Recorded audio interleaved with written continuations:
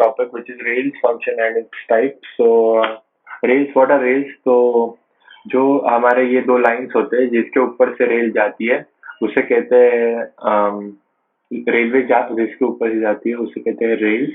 And उसका अगर definition देखा जाए इंग्लिश में तो they are old steel sections laid end to end in two parallel lines. मतलब ये एंड से ये एंड तक उन्हें ले करते हैं दो पैरेलल लाइंस में स्लीपर्स के ऊपर. तो स्लीपर्स क्या होते हैं? हम स्लीपर्स यानी यहाँ पे जो स्लीपर्स डाले जाते हैं इनके ऊपर ये बाजू के रेल्स रहते हैं, बीच में स्लीपर्स रहते हैं जो हॉरिजॉन्टल रहते हैं to form a railway track. तो ये सब मिलके बनता है एक रेलवे ट्रैक. ऑलराइट, तो दिस वाज इट. एंड ये क्या करते हैं रेल्स? तो जो रेलवे होती है उसके लिए हार्ड, स्ट्रॉन्ग और स्मूथ सरफेस प्रोवाइड करते हैं कि उसमें से वो मूवमेंट उसकी एकदम स्मूथली हो और ट्रेन ट्रेन में मिनिमम ट्रैक्टिव रेजिस्टेंस हो. और नेक्स्ट वो करता है कि जो भी स्ट्रेस डेवलप होते हैं वो रेल्स में, वो ज्यादा हेवी लोड्स होते हैं ट्रेन की व्हील्स में, और उसमें ब्रेक डाउन फोर्सेस होते हैं, लैटरल फोर्सेस होते हैं, वो सब झेलने का काम रेल्स करते हैं. And also due to variation of temperature में भी बहुत से फैक्टर्स अफेक्ट करते हैं रेल्स को. तो ये जो बेसिकली फंक्शन उसका ये है कि ये सब स्ट्रेस वो बेयर करे. तो नेक्स्ट एक्सल लोड जो होते हैं ट्रेन के, वो ट्रांसमिट करता है स्लीपर्स को, ये स्लीपर्स में. एंड स्लीपर्स उसको ट्रांसफर करते हैं नीचे बैलेंस में, जो जैसे कि हमने पहले देखा था बैलेंस इस नीचे रहता है, तो उसमें वो ट्रांसफर होता है. And formation, right. So moving forward, types of rails. So this topic is not asked in exam, but इसके जो types है वो याद रखने चाहिए, समझ लेने.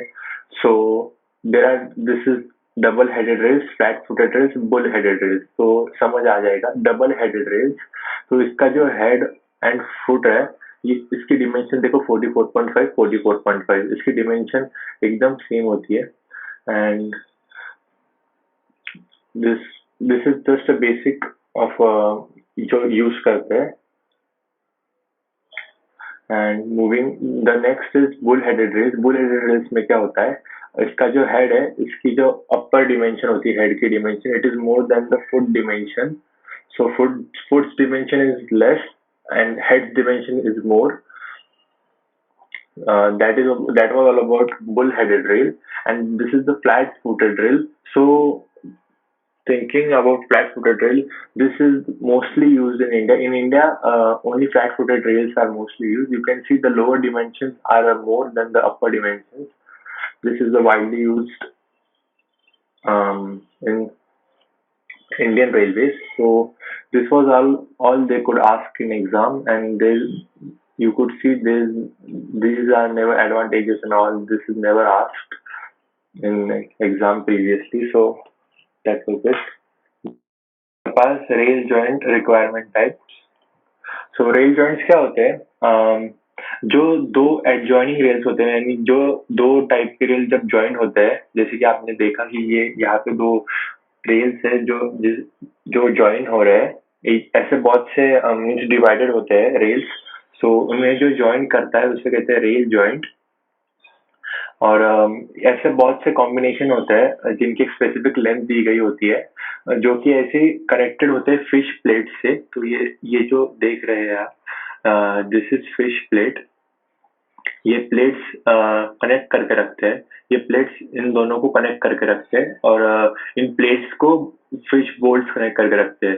तो सिर्फ इसमें एक ही याद रखने की बात है कि इन्हें fish plate and fish bolt रखते हैं. फिश प्लेट किसको कनेक्ट करता है? दो एडजॉइनिंग रेलवे रेल्स को.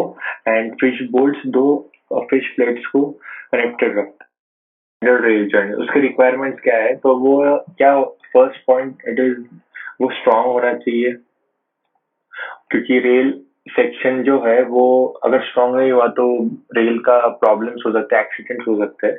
और जो एडजॉइनिंग रेल होते हैं, इसके जो एंड्स होते हैं, ये जो एंड्स है यहाँ के, ये जो एंड्स है, ये एंड्स लाइन में रहने चाहिए, लैटरली लाइन में रहने चाहिए. लैटरली मतलब ऐसा सीधा लाइन में रहना चाहिए. ऐसे ऐसे टेढ़े मेढ़े थोड़े नहीं होने चाहिए, कंटिन्यू फोर्स जब भी एक्ट होता है, और वर्टिकल भी होने चाहिए, यानी ऐसा ही रहना चाहिए।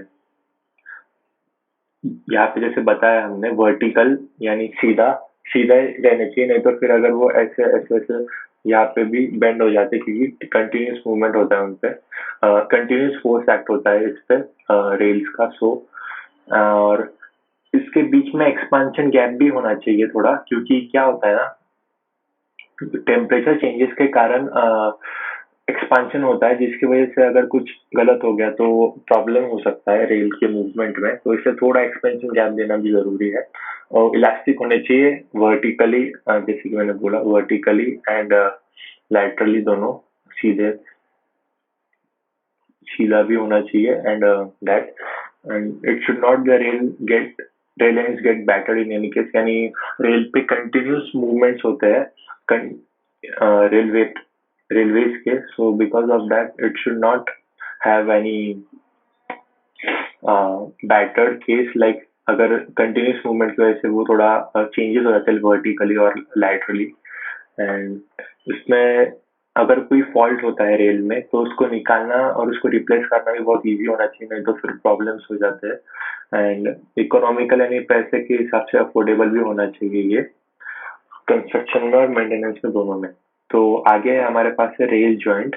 तो इसके सिर्फ नाम याद रखना, supported rail joint, suspended rail joint, bridge rail joints, welded rail joints, staggered broken rail joint, and compromised rail joint, which they don't ask anytime, but you just need to remember these names. This name is supported rail joint, यानी जो support लेके बैठता है दोनों side में, जैसे कि आपको पता है शोल्डर स्लीपर्स, सस्पेंडेड यानी एक साइड से सस्पेंडेड किया जाता है उससे, welded and all that, you just need to remember this. So moving forward, creep of rail. Creep of rail is a longitudinal movement of rails in a track, is known as travel or creep of rail. So क्या होता है ना, this is the track, this is the wheel moving on it, and that is moving in this direction, right? This is wrong. It's moving in this direction. All right. So what happens after it goes? The rail becomes something like this, um, something like this, and this is the creep. This is what you see here. It is the creep, and that is known as creep. It occurs in every railway tracks, but due to magnitude, means moving speed of train, it varies. In some locations, it may be several centimeters in a month, while in the other location it may be negligible. कहाँ कहाँ पे हो सकता है, कहाँ कहाँ पे नहीं होगा, दैट्स द थिंग। नाउ इसके जो इफेक्ट्स है, इसके जो कॉजेज है, उसकी जो कॉजेज है, उस पर बहुत सारी थियरीज लिखी गई है, जैसे कि wave action, percussion theory, accelerating starting of train, intensity alignment, gradient and contraction. आपको इनके नाम याद रखना है, ये it's important because these are the propose theories of creeps. इसके इफेक्ट्स क्या है क्रीप के? Sleeper moves out of position affecting the gauge and align. तो जो हमारे स्लीपर्स रहते हैं, these are the sleepers, these are the sleepers in the railway tracks। तो ये पोजीशन से ऐसे हो जाते हैं, राइट, ऐसे हो जाते हैं कोई, this are suppose to be straight,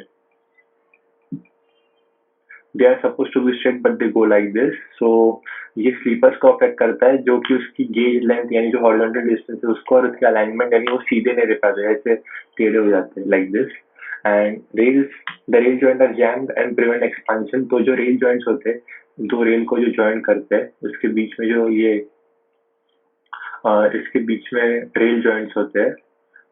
so these rail joints, just 2 second, हाँ, तो ये जो रेल जॉइंट्स है इनके बीच में, सो ये जैम हो जाते हैं due to movement of, due to creep, ये जैम हो जाते हैं, एक्सपांड नहीं होते हैं, जो which is not good for rail, and operation of switching becomes difficult. So rail switching के टाइम पे भी, ये जो ट्रैक स्विच होते हैं उसके टाइम पे भी डिफिकल्टीज होती है, and surface of track is disturb, जैसे कि मैंने बोला, सर्फेस ऐसा ऐसा हो जाता है, रिजल्ट्स इन अनकंफर्टेबल राइडिंग, तो जो लोग ट्रेन में बैठते हैं उसमें प्रॉब्लम हो जाता है। तो इसका जो थियरी है इसमें ज़्यादा कुछ दिया नहीं है। This theory, they don't ask this theory definition, but what is this theory? Way theory it is, यानी जैसे कि हमने कहा ये कर्व बनाता है यहाँ पे, ये जाता है रेल, तो इसका जो इफेक्ट है, क्योंकि बहुत सारी रेलवे जाती है एक ट्रैक से, तो ये कुछ इफेक्ट छोड़ जाती है अपना, like this it goes and it forms a reverse curve and ये तो हो जाता है ठीक, लेकिन ये थोड़ा बाद में ये टायर व्हील इसके आगे जाने के बाद ये थोड़ा सा फिर ऐसा हो जाता है, एज यू सॉ दैट ये बन गया, लेकिन ये ठीक हो गया। So this was the wave action. तो ये था हमारे रेल्स के ऊपर का। तो इसका जो इफेक्ट है वो रेल्स के जॉइंट्स पे भी होता है। So between these joints also the effect takes place. तो ये जो जॉइंट्स है इसमें, तो उसे कहते हैं परक्यूशन थ्योरी, जो जॉइंट्स पे काम करती है, क्योंकि जब when wheel passes over such a rail joint, the travelling rail depresses down. ये जो रेल होता है ये थोड़ा सा नीचे चला जाता है and will give the impact to the end facing of the rail। तो ये जो यहाँ पे जो फिश प्लेट जो हमने लगाई थी अभी, जो जिसके बारे में हमने अभी पढ़ा था कि अबाउट दिस फिश प्लेट, ये भी बहुत बार निकल सकती है ड्यू टू दिस क्रीप, क्योंकि ये आगे पुश करता है रेल को, या फिर पीछे भी कर सकता है depending upon that many factors. So accelerating और स्टार्टिंग ऑफ ट्रेन, तो जब ट्रेन चालू होती है तो जो चक्के होते हैं वो पीछे घूमते हैं, मीन्स आगे घूमते हैं, बट उनका जो ये थ्रस्ट होता है वो पीछे की तरफ होता है, तो वो रेल को पीछे ढकेलने की कोशिश करता है खुद को आगे बढ़ाने के लिए। तो वो भी क्रीप का कॉज है। देन डीएक्सेलरेटिंग, तो जब ट्रेन स्टॉप होती है तो ट्रेन इसके जो एंड्स है ये आगे चले जाते हैं, जैसे ही ट्रेन रुकती है तो वो भी आगे पुश द रेल फॉरवर्ड, वो आगे धकेलने की कोशिश करते हैं रेल को, तो उसकी वजह से क्रीप होता है। एक्सपांशन, टेम्परेचर की वजह से भी एक्सपांशन होता है and traffic, heavy intensity traffic रहे, then also it results in creep, because जितना ज्यादा ट्रैफिक उतना ज्यादा creeps फॉर्म हो गए। Alignment of the track, creep is greater on curved position than on straight portion of track। जो curve होते हैं हमारे रेलवे ट्रैक्स के, जो कर्व होते हैं, तो ये कर्व्स पे ज्यादा होती है क्रीप, सिंपल स्ट्रेट से। So that was it. Gradient of the track. Creep is more on a track with steep gradient, particularly if the trains move downward with hilly heavy loads. So अगर हम नीचे जा रहे हैं ऐसा with train and उस पे load बहुत ज्यादा होता है ट्रेन पे, तो नीचे जाते तो ब्रेक्स भी अप्लाई होते हैं, तो जो रेल्स होते हैं वो थोड़े आगे चले जाते हैं, मतलब क्रीप बन जाता है उस पर, ऐसा ऐसा चले जाते हैं वो थोड़ा ऐसा।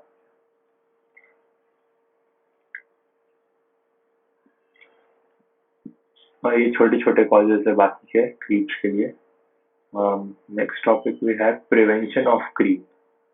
सो कैसे प्रिवेंट करें क्रीप को होने से? So pulling back the rails, तो जब भी क्रीप होता है, जैसे कि ये आगे हो गया है अभी, तो इसको पीछे खींचते हैं। They try to move it on this side so that it gets something like this, it will get set to the original position by the means of crowbars। जो crowbars होते हैं उनकी वजह उनसे वो कर सकते हैं। और टू अवॉइड दैट एंकर्स भी लगाए जाते हैं। Anchors, these are the anchors which are put on the lower part of,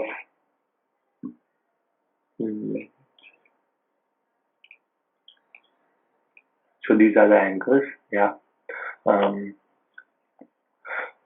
anchors foot of the race में फिक्स होते हैं और actually they are in absolute contact usually with the alternative sleeper. Sleeper जो आगे sleeper जो होते हैं उनके बाजू में उनसे कांटेक्ट में रहते हैं एंकर्स, एंड जो साइड होती है opposite to the direction of creep उसमें लगाए जाते हैं ताकि क्रीप को मिनिमाइज किया जा सके। So this was all about it. prevention of creep and all that. उसके कैसे किया जाता है? These are the methods. These are the two main points which you will need in exams, that are provision of anchors or anti-creepers, or pulling back of rails. What happens in pulling back of rails, that after pulling back the rails are easily uh, they easily get creeped after pulling back. So that is a drawback of pulling back of rails, and it's actually a negative point of pulling back of rails, and that was all about prevention of creep. These are some points you could read after. So moving further, sleepers. So sleepers, what are sleepers? These members are laid transversely under the rails for the support and fixing them into the gauge distance apart, known as sleepers. So I have told you that these are the rails, and between these there are this distance. This is called as gauge. So this gauge has there are some rectangular blocks laid in between these, which which are called sleepers, which they have many functions, like we will discuss forward. So what are sleepers? These are the members laid transversely or horizontally between the rails. Rails के बीच में रखते हैं, and support के लिए and fixing them to the ground to the gauge distance apart. तो जितना gauge है उतना हमारा स्लीपर होता है. ये एक वेरी इंपॉर्टेंट कंपोनेंट है. This is very important component of a track. तो वो इसका फंक्शन क्या है? तो ये रेल्स को पकड़ के रखता है firmly and evenly to the ground, and maintain करता है प्रॉपर गेज. और सेकंड पॉइंट इसका ऐसा है कि ये रेल्स को प्रॉपर लेवल पे पकड़ के रखता है. एंड थर्ड इज, ये एक इलास्टिक मीडियम की तरह एक्ट करता है रेल्स एंड बैलेस्ट में. ये क्या करते हैं, जो भी ट्रेन जा रही है तो उसका जो लोड है वो अपने ऊपर लेते रेल्स, एंड रेल्स से ये स्लीपर्स अपने ऊपर लोड लेते हैं और इसको डिस्ट्रीब्यूट करते हैं बैलेस्ट में, क्योंकि जो टेंडेंसी ऑफ व्हील लोड से डिस्टर्ब देता है. क्योंकि अगर ऐसा नहीं हुआ तो जो व्हील लोड्स होते हैं वो ट्रैक में बहुत ज्यादा क्रीप कर सकते हैं, एंड रेल्स पे बहुत ज्यादा इमेंस प्रेशर आएगा. तो इसलिए स्लीपर्स बहुत इंपॉर्टेंट है. जैसे कि मैंने कहा, डिस्ट्रीब्यूट करता है लोड को बहुत एक लार्ज एरिया में बैलेस्ट के, and it also provide stability to the permanent way on the whole. तो ये स्टेबिलिटी भी देता है. Going forward, ideal requirement of good sleepers, they should be economical in the initial as well as maintenance cost. खर्चा कम आना चाहिए उसमें, उसकी लाइफ ज्यादा रहनी चाहिए. They should have a long life, यानी जल्दी खराब नहीं होने चाहिए. उसमें एक करेक्ट गेज, जो हॉरिजॉन्टल डिस्टेंस है वो हमारा वैसा के वैसा रहना चाहिए ज्यादा टाइम तक, एंड वो ड्यूरेबल रहनी चाहिए. उसमें सफिशिएंट रेजिस्टेंस होना चाहिए, जो वेदरिंग एजेंसीज होती है जैसे कि wind, water, air and many others. और they should be suitable to each type of balance. So हर एक टाइप के बैलेंस में वो ट्रांसपोर्ट कर सके लोड, ऐसे होने चाहिए. They should be suitable for track circulation में भी के लिए भी सूटेबल होने चाहिए, and they should have fittings that they can be easily remove और replace lifted when and packed when required. तो उसमें ऐसी फिटिंग्स होनी चाहिए कि उनको हम निकाल सकते हैं कभी भी, उसको रिप्लेस कर सकते हैं कभी भी, और एंड उसको पैक लिफ्ट कैसे भी कर सकते हैं. It should be easy. उसमें they should have not sufficient weight for this stability. उस पे सफिशिएंट वेट होना चाहिए और उसकी स्टेबिलिटी के लिए. अगर हल्के रहे तो उड़ जाएंगे और टूट भी जाएंगे. और they should not be heavy for excessively light, not be too heavy for excessively light. They should not too heavy or too light, and they should put sufficient bearing area over the rail seat over the ballast. उसमें bearing area बहुत ज्यादा होना चाहिए ताकि load एकदम evenly distribute हो, और वो स्ट्रॉन्ग होनी चाहिए ताकि बेंडिंग स्ट्रेस ले सके अंडर मूविंग व्हील लोड्स. जब भी ट्रेन चलती तो बेंडिंग स्ट्रेस प्रोड्यूस होते हैं, तो वो झेल सके उन्हें. And design to facilitate easy removal and replacement of ballast. तो ऐसे होने चाहिए कि जब भी हमें बैलेंस को रिप्लेस करना होगा तो हम स्लीपर्स को अच्छे से निकाल सके और वापस लगा सके, और they should not have any negative impact on it.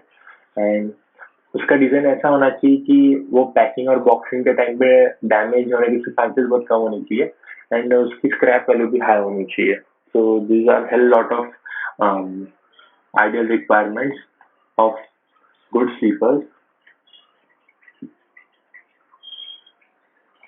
तो इसके भी बहुत टाइप्स होते हैं जिसके बारे में ज्यादा डीप में जाने की जरूरत नहीं है, तो सिर्फ समझ लो कि there are three types: wooden, metal, concrete. Wooden जो होता है, इसके advantages and all they are given here, you could read them any time, because they are not asked, but for information you could read that. तो just इतना याद रखो कि they are wooden sleeper होते हैं, मेटल स्लीपर्स होते हैं, concrete slippers होते हैं। मेटल स्लीपर्स होते हैं वो स्टील स्लीपर्स होते हैं, and cast iron sleepers. Steel sleepers में क्या होता है, ज्यादा ये प्रोड्यूस नहीं होता है, क्रीप क्रीप कम से कम प्रोड्यूस होता है स्टील स्लीपर्स में। कास्ट आयरन स्लीपर्स भी उसका एक पार्ट है।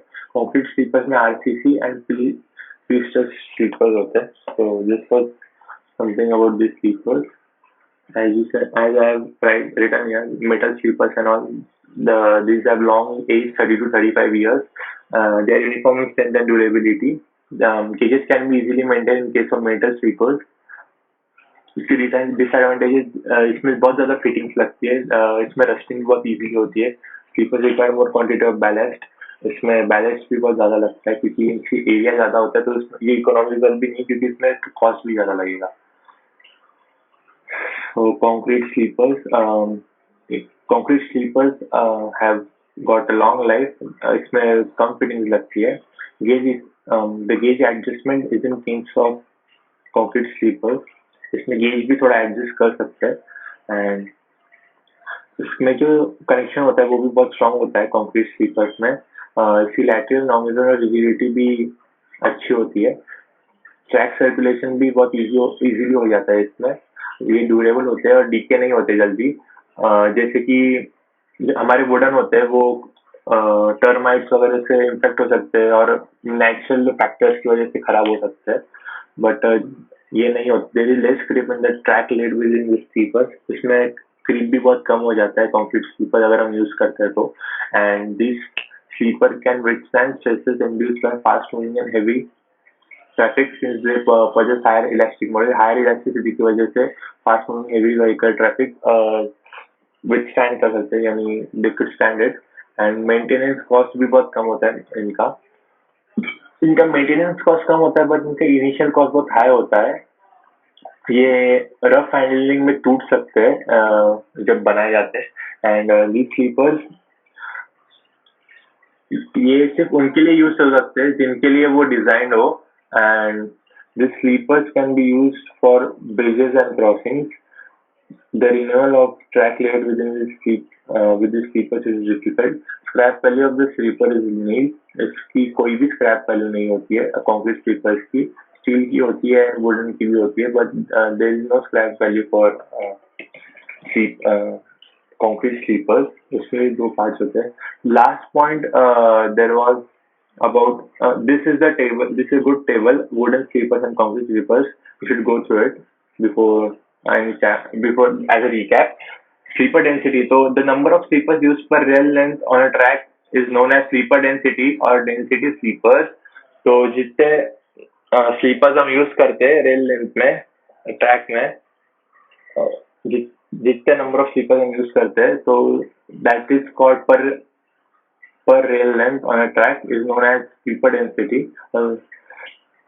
Sleeper density depends on the axial load which the track is expected to carry, speed of the train and lateral thrust of locomotives ka and speed it affects। And this was all about this topic. So this was all about this lecture. So next we will see ballast, and further we will see more about um, types of ballast, something like that. We just need to memorize them. What is ballast? I will tell you in the next chapter. As I think you already know what is a ballast. And bearing plates and spikes. spikes, bolts, which are used, and keys. And there are chapter ends. So thank you for watching this video. Please hit the subscribe